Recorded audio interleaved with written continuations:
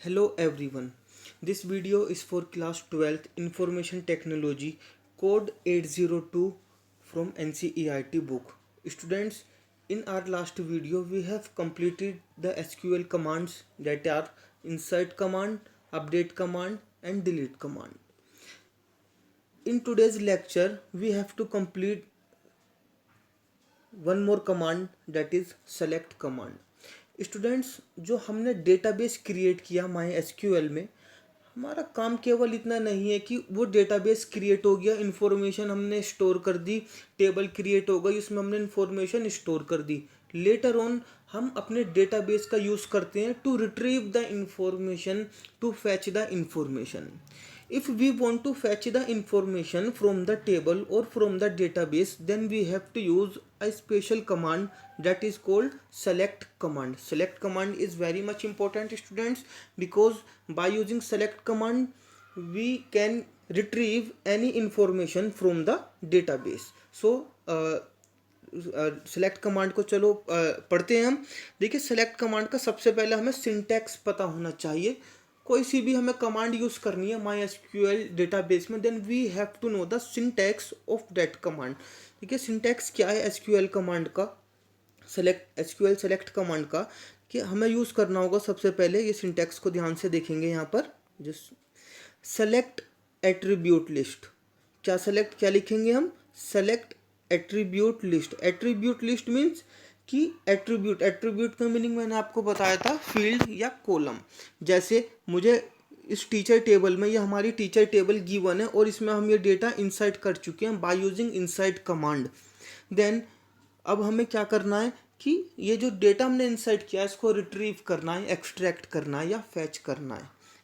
तो हमें क्या करना होगा? सेलेक्ट कमांड यूज़ करनी होगी। Select attribute list. जैसे मुझे फर्स्ट नेम चाहिए टीचर का, लास्ट नेम चाहिए, तो यहाँ पर हमें क्या क्या इन्फॉर्मेशन चाहिए। फॉर एग्जांपल कि मुझे फर्स्ट नेम चाहिए और लास्ट नेम चाहिए, तो एट्रीब्यूट लिस्ट में यहाँ पर क्या जाएगा? Select first name comma last name. तो ये लिस्ट हम यहाँ बना रहे हैं किसकी? एट्रीब्यूट की। जैसा फर्स्ट नेम चाहिए, लास्ट नेम चाहिए, सैलरी चाहिए, तो जितनी भी लिस्ट हमें चाहिए यहाँ पर, तो सारी फील्ड के नेम यहाँ पर आ जाएंगे सेलेक्ट के आगे। From table list. देखिए, फ्रॉम टेबल लिस्ट, किस टेबल में से हमें डेटा फैच करना है। जैसे अभी हम यहाँ पर देख रहे हैं टीचर टेबल, एक ही टेबल है हमारे पास, तो इस टीचर टेबल में से हम डेटा फैच करेंगे।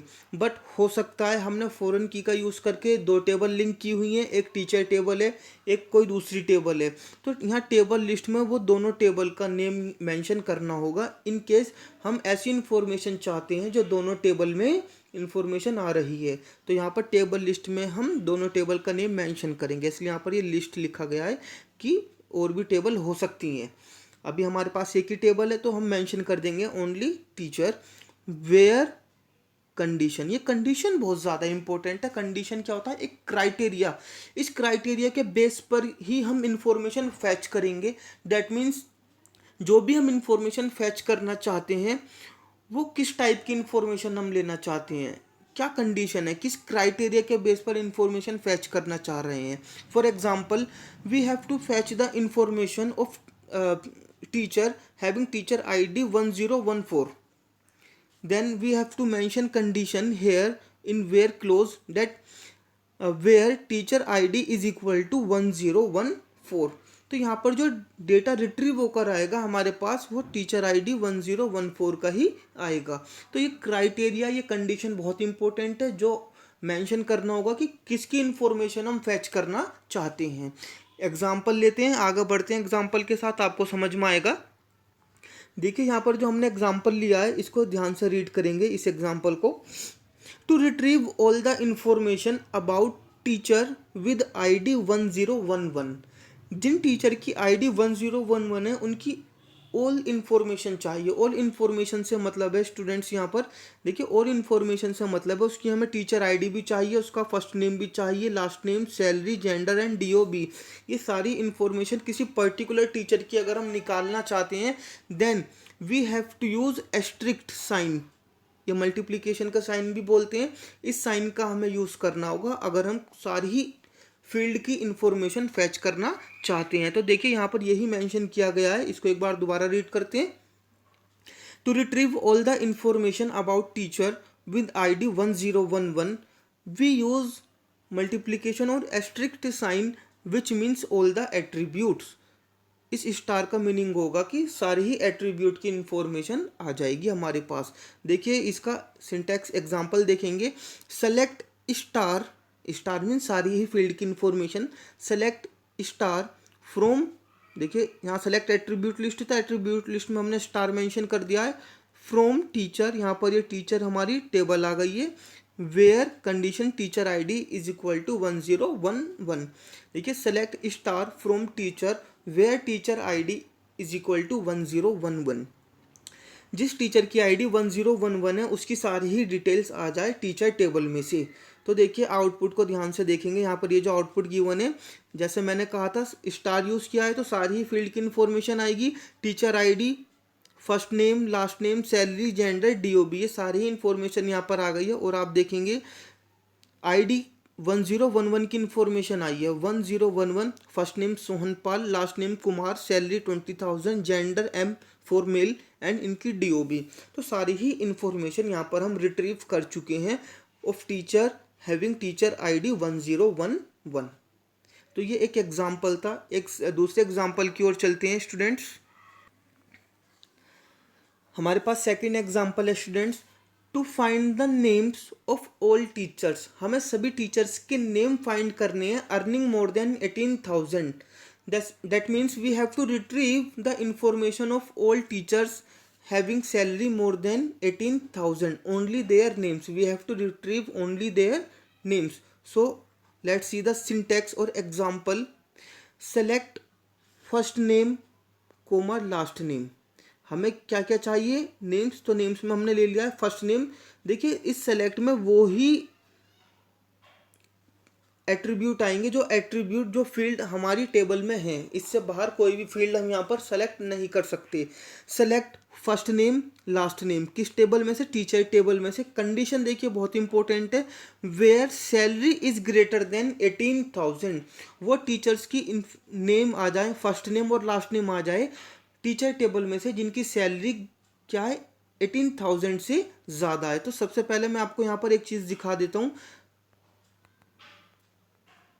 देखिए यहाँ पर एक बार सबसे पहले टीचर्स की सैलरी देख लेते हैं। हमारे पास केवल दो ही टीचर्स ऐसे हैं जिनकी सैलरी मोर देन 18,000 है। एक तो सोहनपाल जिनकी सैलरी 20,000 है, दूसरा तरु जिनकी सैलरी 22,000 है। तो बाकी सबकी 18,000 से सैलरी कम है। तो देखिए हमारे पास आउटपुट में सोहनपाल और तरु ये दो आउटपुट आनी चाहिए जो हमने कंडीशन अप्लाई की है। अब एक बार आउटपुट देख लेते हैं। यहाँ पर देखिए जो हमने एग्जाम्पल लिया था, select first name comma last name from teacher where salary greater than 18,000। तो देखेंगे आउटपुट, फर्स्ट नेम आ गई है फील्ड हमारे पास, लास्ट नेम आ गई है सोहनपाल और लास्ट नेम कुमार, तरु लास्ट नेम सिंगल। तो ये दो टीचर्स ऐसे थे जिनकी सैलरी ग्रेटर देन 18,000 है, बाकी किसी टीचर की सैलरी 18,000 से ज़्यादा नहीं थी। तो इस टाइप से हम सेलेक्ट स्टेटमेंट का यूज़ कर सकते हैं, सेलेक्ट कमांड का यूज़ कर सकते हैं for retrieving any kind of information from our table. चलिए एक और एग्जाम्पल ले लेते हैं, आपको थोड़ा और क्लियर होगा इससे। एक एग्जाम्पल और लेते हैं। इस एग्जाम्पल को देखेंगे ध्यान से, थोड़ा सा ईजी है ये। ठीक है, to find salary of male teachers, यहाँ पर हमें जो डेटा चाहिए केवल सैलरी ही चाहते हैं हम, किनकी, जो टीचर्स मेल हैं। हमारे पास दो जेंडर थे यहाँ पर टीचर्स के, male and female, M and F। तो यहाँ पर हम मेल टीचर्स की सैलरी फाइंड करना चाहते हैं। तो इसके लिए हमने देखिए सिंटैक्स लिखा है, यहाँ पर ध्यान से देखेंगे सिंटैक्स को। सेलेक्ट सैलरी, केवल हमें क्या चाहिए, सैलरी। अगर हमें फर्स्ट नेम भी चाहिए होता तो यहाँ पर कोमा लगा के हम फर्स्ट नेम लिख सकते थे, या इससे पहले यहाँ कोमा लगा के फर्स्ट नेम हम यहाँ पर मेंशन कर सकते थे। तो select salary from teacher where gender is equal to M। Gender था यहाँ पर एक फील्ड, जेंडर जिनका M होगा उनकी सैलरी रिट्रीव होकर आ जाए टीचर टेबल में से। तो देखिए सैलरी फील्ड की हमने रिक्वायरमेंट दी, तो 3 मेल टीचर्स थे, तीनों मेल टीचर्स की यहाँ पर सैलरी आ गई है। 20,000, 18,000 एंड 16,000। तो यहाँ पर 3 मेल टीचर्स थे, तीनों मेल टीचर्स की यहाँ पर सैलरी रिट्रीव होकर आ गई है। तो इस टाइप से आप सेलेक्ट कमांड का यूज़ कर सकते हैं, और हम आगे अपनी नेक्स्ट वीडियो में देखेंगे सेलेक्ट कमांड का यूज़ करके हम किस टाइप से डेटा को रिट्रीव कर सकते हैं। होप ये वीडियो आपको समझ में आई होगी। Thank you.